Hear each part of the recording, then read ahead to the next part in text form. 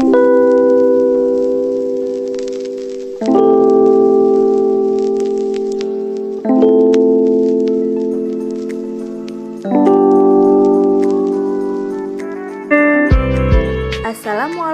warahmatullahi wabarakatuh. Bagaimana kabarnya? Semoga anak-anakku di rumah tetap sehat dan tetap semangat dalam belajar. Hari ini kita akan melanjutkan pembelajarannya. Sebelum belajar kita berdoa terlebih dahulu. Bismillahirrahmanirrahim. Nah, hari ini kita akan belajar tema 3, tokoh dan penemuan, subtema 3, ayo menjadi penemu, pembelajaran 2. Sekarang siapkan bukunya dan simak penjelasan dari Bu Yana berikut ini. Kamu pasti suka mendengar radio, bukan? Ayo kita cari tahu bagaimana radio ditemukan dengan membaca kisah di bawah ini. Guglielmo Marconi, sang penemu radio, lahir di Bologna, Italia pada 25 April 1874. Sejak kecil ia menunjukkan minat pada bidang fisika dan elektro. Pada tahun 1895, ia memulai penelitiannya sampai menemukan telegraf tanpa kabel. Ini merupakan cikal bakal radio. Pada tahun 1897, Marconi mempresentasikan hasil temuannya. Alat komunikasi dengan menggunakan sinyal tanpa kabel yang mampu menjangkau jarak 19,3 km. Itulah radio yang hingga saat ini dirasakan manfaatnya oleh kita.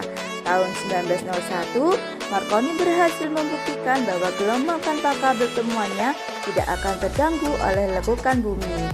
Ia menyebarkan sinyal radio pertama sejak 3.380 km sampai menyeberang Samudra Atlantik. Penelitian Marconi terus berkembang. Selain pemancar radio, ia menemukan perangkat komunikasi lain yang menggunakan gelombang tanpa kabel, yaitu telegram, radio, dan teknologi radar. Atas jasa yang sangat bermanfaat bagi perkembangan ilmu pengetahuan, Marconi menerima banyak penghargaan. Penghargaannya antara lain Nobel di bidang fisika dan gelar kehormatan dari Kaisar Rusia. Nah, nomor 1, menurutmu apa dampak penemuan Guglielmo Marconi bagi warga dunia? Manusia dapat berkomunikasi menggunakan radio, mengirim pesan menggunakan telegraf, dan mendeteksi posisi pesawat menggunakan teknologi radar. Ketiga hal tersebut dapat dilakukan dari jarak jauh. Yang kedua, apa yang akan terjadi jika Guglielmo Marconi tidak menemukan radio? Manusia tidak akan bisa berkomunikasi jarak jauh, menyebarkan informasi, dan mendengar lagu lewat radio. Manusia juga tidak bisa menikmati perangkat komunikasi seperti telegram, radio, dan teknologi radar. Nah, sekarang Guglielmo Marconi menemukan radio dan membawa banyak manfaat bagi penduduk dunia. Lalu, bagaimana kita memanfaatkan temuannya dengan bijak? Ayo kita pelajari. Pernahkah kamu mendengarkan radio? Apa yang biasanya kamu dengarkan melalui radio? Lani suka sekali mendengarkan berbagai lagu dari stasiun radio. Ketika Lani mendengarkan radio di kamarnya, volume suara radio itu keras hingga adiknya yang sedang belajar terganggu. Menurutmu, apakah Lani sudah menggunakan hak dan kewajibannya secara seimbang? Jelaskan alasanmu. Tentunya belum, meski berhak mendengar lagu dari radio, tetapi Lani tidak memikirkan kewajibannya untuk mendukung adiknya mendapat pendidikan.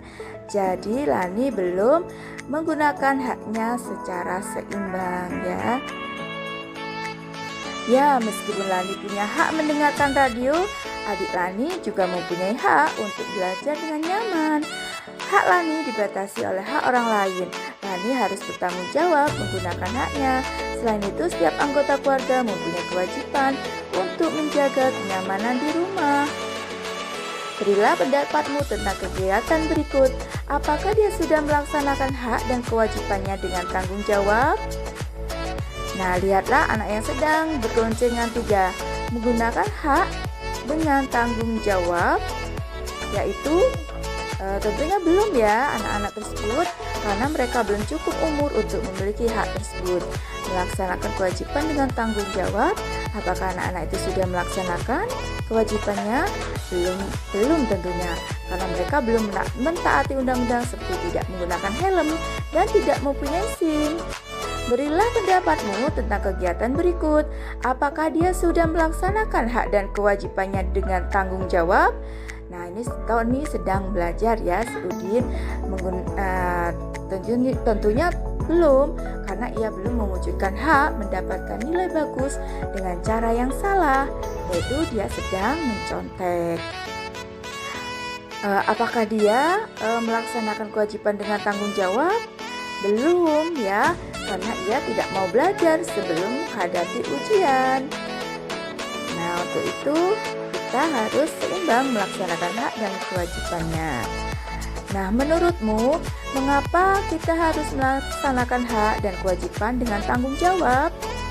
Karena hak yang kita miliki terdapat hak orang lain yang wajib dihargai, sehingga hak dan kewajiban yang kita lakukan tidak hanya berdampak bagi diri sendiri, tetapi juga orang lain, maka keduanya harus seimbang.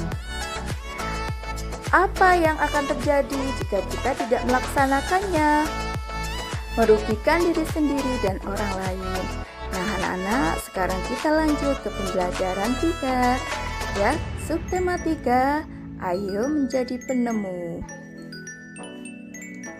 Nah, kita lanjutkan materi tentang rangkaian lampu di kelasku.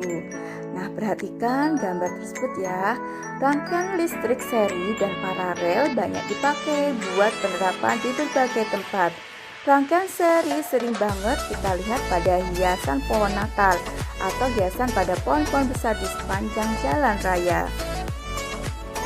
Pada dasarnya dalam kehidupan sehari-hari, terutama di rumah, rangkaian listrik yang mengakomodir arus energi buat penerangan adalah merupakan gabungan dari rangkaian listrik seri dan paralel.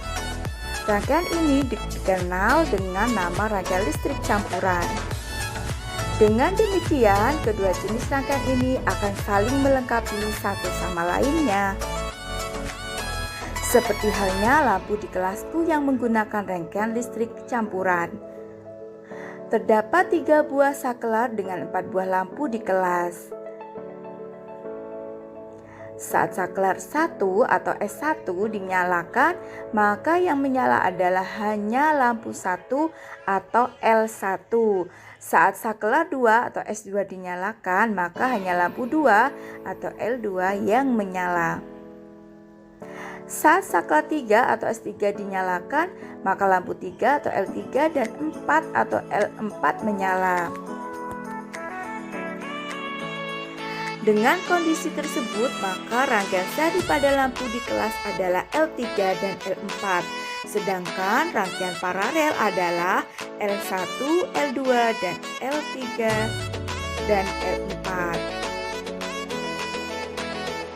Rangkaian paralel akan sangat membantu sekali penghematan biaya listrik. Karena kita tidak perlu menyalakan semua lampu saat cuaca tidak terlalu gelap. Kita hanya perlu untuk dapat menyalakan lampu sesuai kebutuhan.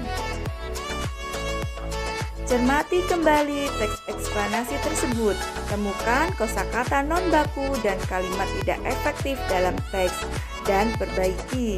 Tulis dalam tabel berikut. Nah, di situ ada tabel kosakata non baku, kosakata baku, kalimat tidak efektif, dan perbaikan dari kalimat perbaikan menjadi kalimat efektif. Nah, contohnya kosakata non baku dipakai. Nah, kosakata bakunya seharusnya dipakai. Kalimat tidak efektif rangkaian seri sering banget kita lihat pada hiasan pohon Natal atau hiasan pada pohon-pohon besar di sepanjang jalan raya. Maka perbaikannya, rangkaian seri sering kita lihat pada hiasan pohon-pohon Natal atau pohon-pohon besar di sepanjang jalan raya. Nah, itulah contoh kosakata baku dan non baku, kalimat tidak efektif dan perbaikannya. Nah, kata yang kedua, kosakata non baku yaitu banget. kosakata bakunya sangat.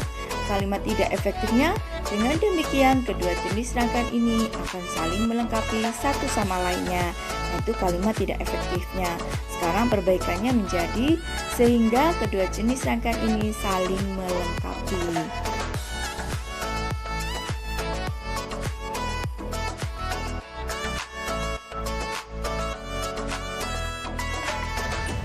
Contoh berikutnya, kata sama. Nah, kosakata bakunya dengan. Nah, itu contoh kosakata tidak baku dan baku. Nah, kalimat tidak efektifnya, saat saklar 1 atau S1 dinyalakan, maka yang menyala adalah hanya lampu 1 atau L1. Maka perbaikan dari kalimat tidak efektifnya yaitu saat saklar 1 atau S1 dinyalakan, maka yang menyala hanya lampu 1. Nah, kata berikutnya buat kosakata bakunya untuk. Kalimat tidak efektifnya, rangkaian paralel akan sangat membantu sekali penghematan biaya listrik. Nah, maka perbaikannya menjadi rangkaian paralel akan sangat membantu menghemat biaya listrik. Nah, nanti anak-anak di rumah dipelajari tentang kosakata non baku dan kosakata baku seperti contoh yang sudah Bu Yana terangkan ya. Begitu juga dengan kalimat tidak efektif dan perbaikannya. Nanti dipelajari lagi di rumah supaya anak-anak lebih paham lagi apa itu kosakata non baku dan kosakata bakunya. Nah, berikutnya tuliskan jawabanmu pada diagram berikut sesuai dengan urutan paragrafnya. Nah, paragraf 1 topik masalahnya atau topik masalah yaitu penggunaan rangkaian seri dan paralel saling melengkapi dalam kehidupan manusia. Nah, paragraf kedua deret penjelasnya yaitu lampu di kelasku menggunakan rangkaian campuran yang terdiri dari 3 saklar dan 4 lampu. Yang kedua, L3 dan L4 adalah rangkaian seri, sedangkan L1 dan L2 dan L3, L4 adalah rangkaian paralel. Kemudian paragraf 2 deret penjelasannya ya kelanjutannya yaitu saat saklar 1 atau S1 dinyalakan, maka lampu 1 atau S1 menyala. Saat saklar 2 atau S2 dinyalakan, maka lampu 2 atau S2 menyala. Saat saklar 3 atau S3 dinyalakan, maka lampu 3 atau L3 dan L4 menyala. Nah, paragraf ketiga tentang kesimpulan teks rangkaian listrik yaitu rangkaian paralel dapat menghemat listrik karena lampu dapat dinyalakan sesuai kebutuhan. Alhamdulillah sekarang sudah selesai pembelajarannya. Tugas anak-anak mengerjakan buku paket pembelajaran 2 halaman 62 sampai 65. Kemudian dilanjut dengan pembelajaran 3 halaman 66 dan 62. Nah, anak-anakku di rumah tetap jaga kesehatan, selalu menggunakan masker, mencuci tangan, dan jaga jarak supaya kita terhindar dari penularan COVID-19.